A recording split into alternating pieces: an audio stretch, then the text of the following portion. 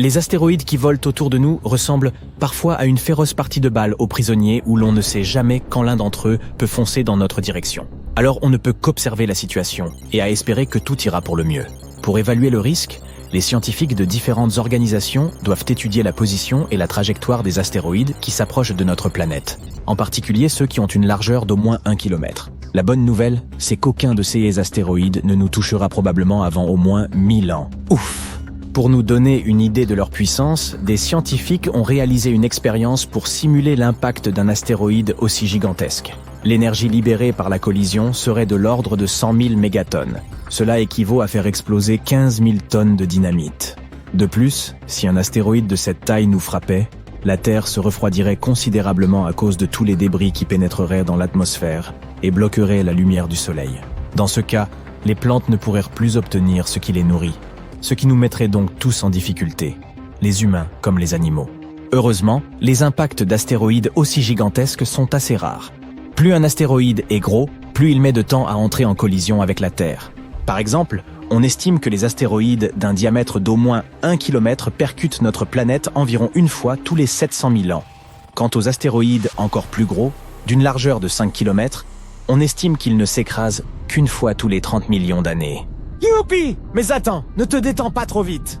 Les astronomes se concentrent sur les très gros astéroïdes, parce que ce sont ceux qui peuvent en quelque sorte condamner notre planète s'ils nous percutent. Oui, tu as tout compris, un peu à la manière des dinosaures. Même si l'un d'entre eux ne nous détruit pas complètement, les dégâts seraient tout de même énormes. Il y a donc encore des astéroïdes qui errent dans les parages, et que nous devons surveiller pour voir comment ils pourraient évoluer au fil du temps.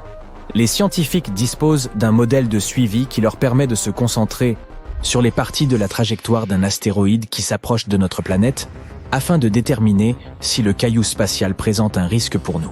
Il semblerait qu'un astéroïde, 7482, 1994 PC1, de 1100 mètres de diamètre puisse présenter un certain danger. Il est censé se rapprocher de notre planète dans les 1000 prochaines années. Et quand je dis risqué, cela signifie qu'il y a 0,0151% de chance qu'il s'approche à moins d'une distance Terre-Lune. Elle était déjà passée près de nous en 2022, mais nous avons eu de la chance car elle était assez loin, 1,9 million de kilomètres. Je dirais que nous pouvons nous détendre en ce qui concerne les scénarios d'astéroïdes, pour l'instant. L'impact d'un astéroïde sur la Terre serait une nouveauté pour l'humanité, mais pas pour la planète elle-même. Comme je l'ai dit, ces gros astéroïdes n'ont pas été nombreux jusqu'ici, mais ils ont tout de même eu d'énormes conséquences. Le premier qui vient à l'esprit de la plupart des gens est, bien sûr, l'astéroïde dinosaure, gros comme une montagne, qui a frappé notre planète il y a environ 66 millions d'années, près de la péninsule mexicaine du Yucatan. C'était chaotique. Des tempêtes de feu et des tsunamis se sont produits partout dans le monde. La poussière a bloqué le soleil et la roche vaporisée a libéré du soufre, ce qui a entraîné des pluies acides et l'acidification des océans. Mais il y a eu un autre phénomène encore plus important avant celui-ci. Il y a environ 2 milliards d'années, un gigantesque astéroïde s'est écrasé sur notre planète et a laissé un énorme cratère en Afrique du Sud. Celui que nous connaissons aujourd'hui sous le nom de cratère de Vredefort.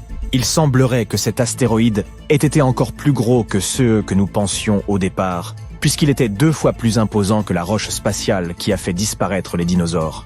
Le cratère de Vredefort est confirmé comme étant le plus grand cratère visible sur Terre, avec un diamètre d'environ 159 km.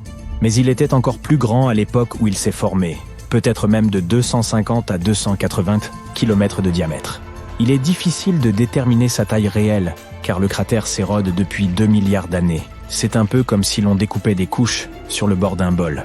Le diamètre se réduit à chaque fois. Lorsque l'astéroïde, large de 12 km, qui a anéanti les dinosaures, a frappé la Terre il y a environ 66 millions d'années, il a provoqué des destructions massives. Incendies de forêt, pluies acides, tsunamis, et tellement de cendres et de poussière qu'il a modifié le climat de la Terre. Tout cela a entraîné l'extinction d'environ 75% de la vie sur notre planète. L'astéroïde qui a créé le cratère de Vredefort était non seulement plus gros, mais il s'est également déplacé à une vitesse plus élevée, ce qui signifie que les conséquences ont dû être encore plus graves. Mais cela s'est passé il y a vraiment longtemps, et les êtres vivants étaient différents à l'époque. Il s'agissait peut-être de simples bactéries qui n'ont même pas remarqué qu'il se passait quelque chose d'inhabituel. La Terre n'est pas la seule à être touchée. De nombreux impacts se sont également produits dans notre système solaire. Par exemple, dans notre voisinage immédiat, allons voir Mercure et son énorme cratère, le bassin Caloris. Il mesure environ 1500 km de diamètre, soit plus que l'État du Texas. Un anneau de montagnes imposantes entoure le cratère, ce qui le rend encore plus impressionnant. L'image mosaïque du bassin de Caloris présente différentes couleurs. Elles nous en disent plus sur la géologie du bassin. Les parties oranges représentent la lave qui a autrefois inondé le bassin. Ce coulées de lave ont recouvert la surface d'origine et lui ont donné cette teinte orangée si spécifique. Après que la lave a inondé le bassin de Mercure, des cratères plus petits se sont formés au-dessus de la surface de la lave. Ces cratères ont creusé le sol et découvert les matériaux cachés sous la lave. Certains de ces matériaux sont de couleur bleue. Ce matériau bleu pourrait être un indice de ce à quoi ressemblait le sol original du bassin avant que la lave ne le recouvre. Vénus, la planète la plus chaude de notre système solaire, possède une atmosphère épaisse qui s'accompagne d'un système de défense efficace contre les roches spatiales. Elle est si dense qu'elle brûle la plupart des météores avant même qu'ils n'atteignent sa surface.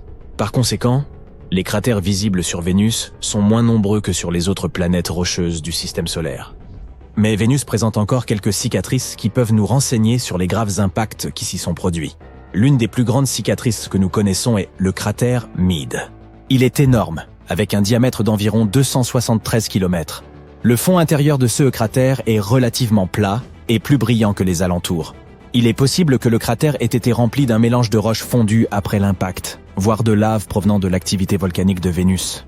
Tu veux avoir une idée de ce à quoi pourrait ressembler la Terre sans sa couche protectrice appelée atmosphère?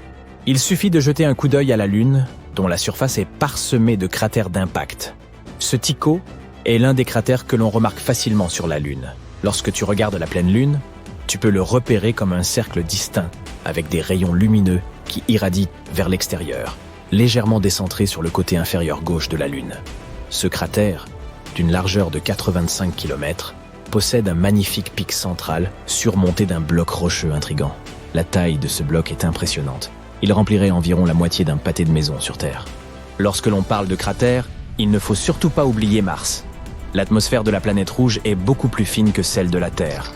Lorsque les vaisseaux spatiaux s'approchent de Mars, ils comptent sur l'atmosphère de la planète pour les ralentir lorsqu'ils y pénètrent. Et en effet, l'atmosphère contribue à ralentir les vaisseaux spatiaux lors de l'atterrissage. Mais elle n'est pas encore assez épaisse pour protéger complètement Mars de toutes les roches spatiales qui arrivent en permanence. De juillet à septembre 2018, une tache sombre est apparue sur le pôle sud de Mars. Elle se compose de deux motifs distincts.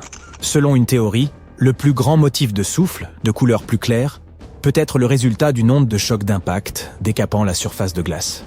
L'impact a généré des vents qui se sont étendus et ont érodé la glace. Le modèle d'explosion interne, de couleur plus foncée, est dû au fait que l'objet ayant subi l'impact a réussi à pénétrer dans la fine couche de glace. En heurtant la surface, il a projeté du sable foncé et des débris dans toutes les directions.